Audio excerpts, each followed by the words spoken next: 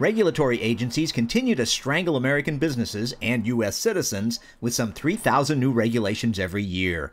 But critics say that under the Obama administration, the pace of the really expensive regulations is especially mushrooming. Those monster regs cost at least $100 million each for businesses to comply with. The regulatory state had grown so massive under previous presidents, it was already a drag on the American economy. But now under President Obama, the cost has grown by more than double. James Catuso has written about this leap of major regulations and their expense in the Heritage Foundation's new report, Red Tape Rising. For the past 6 years, there's $80 billion in new regulatory costs. That's $80 billion Americans pay every single year just from the new regulations. The Bush administration added just half that much in its first 6 years.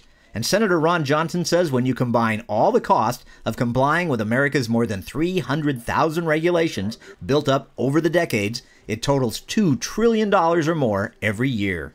Only 10 economies in the world are larger than $2 trillion.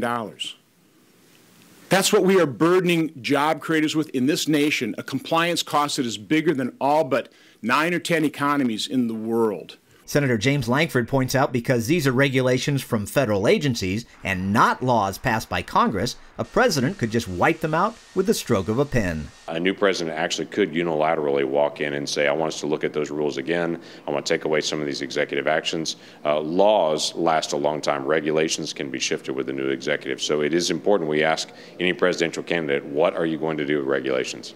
Both senators at this discussion on Red Tape Rising argued that Americans should make this a major issue in the 2016 election. We need to understand the burden. We got to demand our freedom back.